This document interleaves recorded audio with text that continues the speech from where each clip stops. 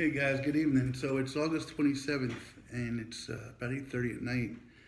And this is going to be my night video for the day. And this one may or may not run long because I'm a little overwhelmed.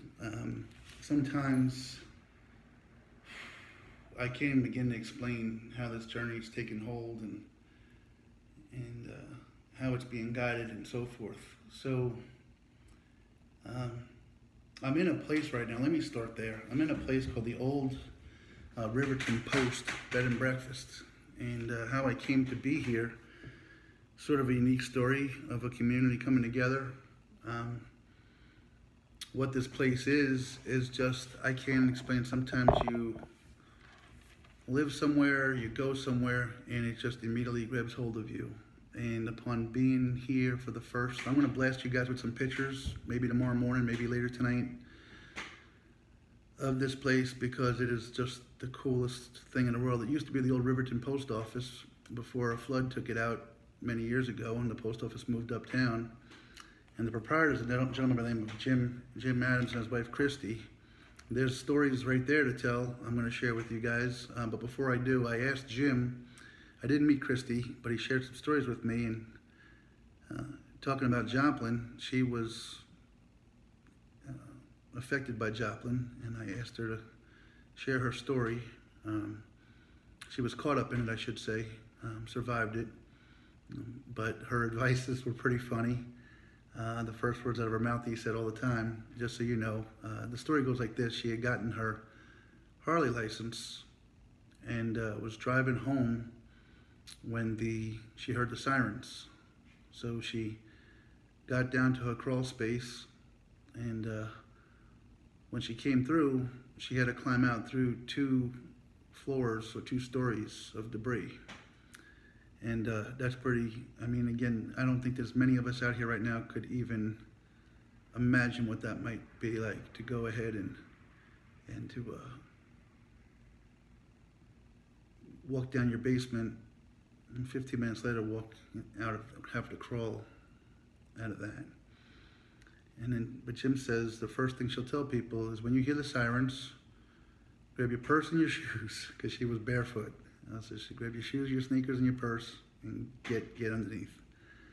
And Jim and I were talking about that a little bit, and then I said, well, you know, will I possibly be meeting her tomorrow morning? And he said, no, she's a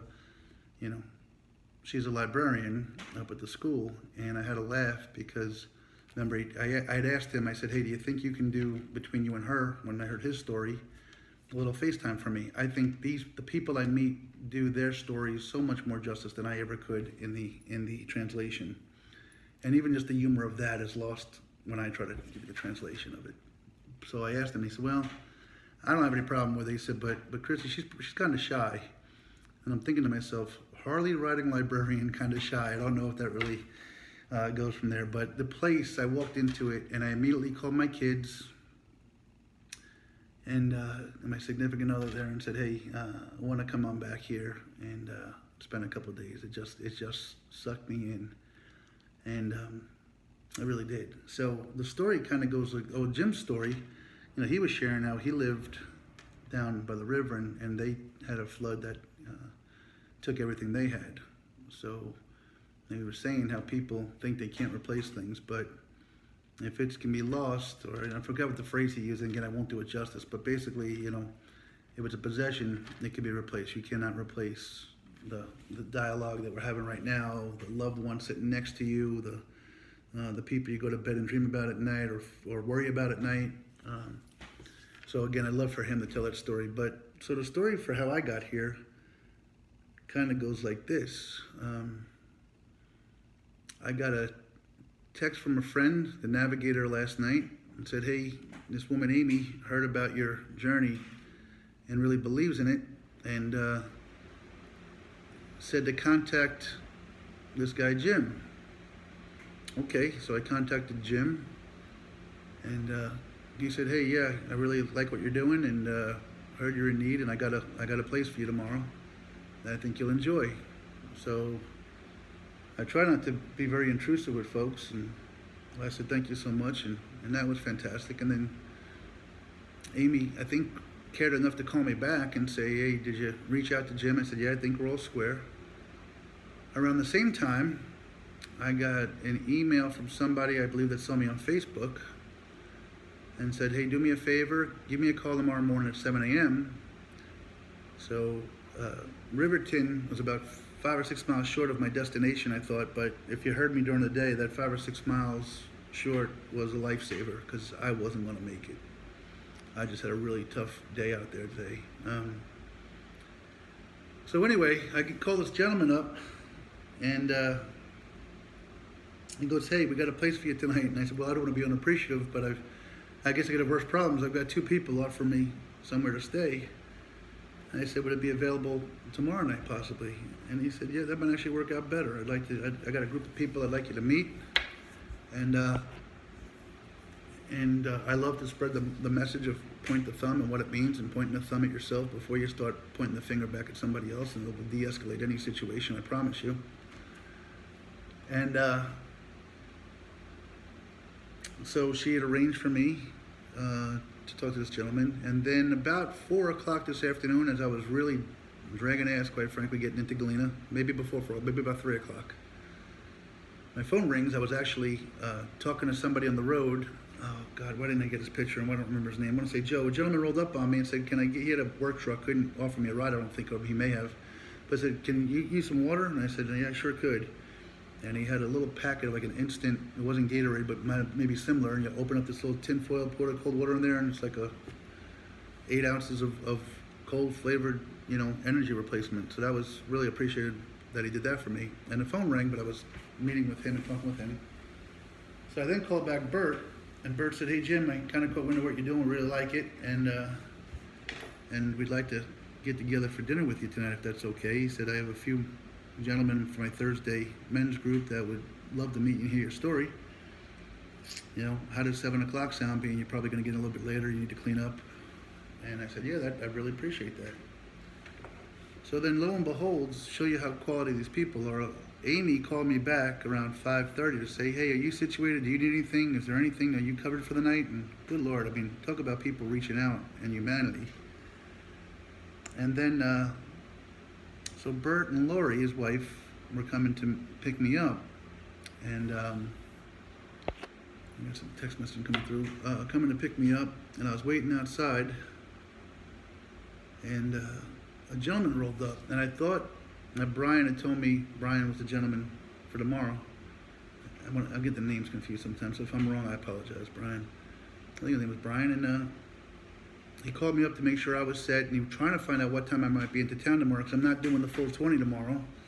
And I was trying to give him an idea, because I think people are genuinely excited to hear about the journey and the meaning behind it, and he wants to kind of be able to just give folks an idea.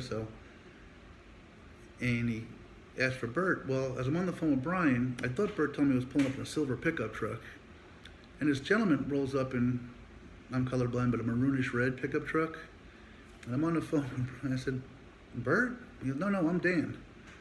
And he just said, I saw you on Facebook and where you were staying and coming to town, and I just wanted to come by and say hello and meet a man of high character. So Dan, we've got him fooled, guys. But I mean, again, how kind of special is that a gentleman took time out of his schedule to hear about my journey and just take a ride over to say hello, man. I mean, I thought that was it really meant a lot to me. And so Dan and I talked for a while. I have a picture of him I need to post as well. And then Bert and Lori got here, so we went into town, and I met Larry and Ross. Please tell me I got that right. Larry and Ross, and we had a nice dinner. And as has been the case on this journey, I did most of the talking, which, as you can tell by these videos, I'm prone to do. But I guess it's what people want to hear to some degree. I kind of wish I didn't talk so much, but I can't control it. Anyway, so that was kind of how I got to be where I am tonight. Another interesting story in how I came to be here. I'll confess, I got a little shady today, guys. I have never, ever, ever asked for money on this journey. I have never, ever asked for a ride on this journey. And I can't really recall, but maybe one time asking for a place to stay. Normally I kind of let it be known, what I'm doing and what my options are, and people will step up. So today, when I made it through Galena, I made it into town. Again, I was dragging all day. I was hydrated plenty, but I needed to keep hydrating. And I stopped at a Pizza Hut, not a traditional Pizza Hut that I know on the East Coast, a freestanding restaurant that you pull up to and there's a salad bar. This is kind of like a takeout to go Pizza Hut. But I was sitting there, and I had about 3.5 miles to go to get to this particular bed and breakfast in Riverton. And I was dragging a little bit, but I also know Jim, who was extending this place to me, had his own life and son at practice and had to get around and couldn't wait for me all night. So I was trying to do my best. So I stopped in for air conditioning and a soda. Didn't have any water there, didn't have any bottled water, so don't yell at me, folks. I would have bought bottled water. So I met a gentleman named Leroy and told Leroy what I was doing. And he was totally on board with it. Really nice guy. We started talking. And Leroy was, funny as we were talking, he said, you know, I kind of might have, I always thought about kind of riding Route 66 from Chicago out to LA. I really like bikes, and he was telling me about his bikes, and all of a sudden it dawned on me. I wanted to get up to the 66 establishment of Mater and the crew. That was a pretty big landmark along this neck of the woods, but it was about 15 blocks away, about 7 that way, 8 that way, because I didn't come in on Route 66, just so you guys know. I stayed on the road about a mile south of it, because again, when you've walked 830 miles or so, an extra mile beats you up pretty good, and I was hurting today. And if you can't tell right now, I'm taking my shoes off and letting the feet breathe a little bit. So Leroy, I had this idea. Leroy, if I leave my bag here, can I take one of your bikes up and take some pictures and come on back? He said, Jim, I don't get my bikes here. They don't let me deliver on a bike. And then it clicked in with me, deliver. So let me get this right. If I pay for a pizza, then you got to deliver the pizza, don't you? Yeah. And if I pay for a pizza to the Riverton Bed and Breakfast, you got to go to the Riverton Bed and Breakfast, don't you? Or the old Riverton Post. He said, yeah. He said, that might be a little outside our range. I'm not sure. And I said, all right, I understand. What's the furthest point you can go to? And he said, at this point it's about 4:15. He said, well, I get off at 5. You buy the pizza, I'll take you down there. So that last 3.5 hours, I will fully acknowledge that I got a little shady with how to get down here. So I bought a pizza.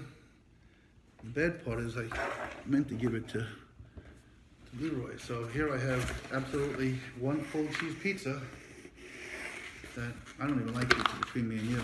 But I thought maybe I'd offer it to Bert and the kids, but all Bert's kids are grown and stuff like that. So I got a full pizza that I'll be putting in the refrigerator, and hopefully Jim or someone around Jim's family or somebody can use that pizza tomorrow, because I'm going to be on my way bright and early. So that's a little bit about tonight. I'm also supposed to have been on the 6 o'clock and we'll be on the 10 o'clock news.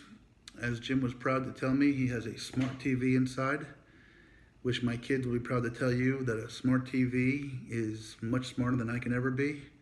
So I don't know how to do Roku, Hulu and Roku and all sorts of Minimaxes and Netflixes, and I couldn't even get regular TV on. So I won't take a look. Hopefully somebody can tell me how it turned out. But that whole story I think I covered earlier in the day, so I won't go into too much about it right now. If I find that I didn't cover it, I can't wait to tell you about Austin Hislop. Great guy, and it was just amazing how he rolled up on me. I was a half mile from the station. He saw the shirt. First person ever said they ever stopped and pulled over because of the shirt on my backpack that indicated that I was doing something maybe a little different than a typical guy just hiking across the country. So that was good to know that at least 8 weeks in, the shirt on the backpack not only serves as a safety precaution, but also served to draw someone's attention to it. So I'm getting close to my 15 minutes. There's still so much more to tell you. Again, I can tell you to buy the book. I'm excited to get into Baxter Springs tomorrow and meet a bunch of people that seem to be welcoming me. I can't tell you how wonderful it makes me feel. I got to wrap up. Kira, Grace, Landon, I love you guys so much. Have a great night, and we'll talk tomorrow, okay, gang? Thanks for listening. Bye-bye.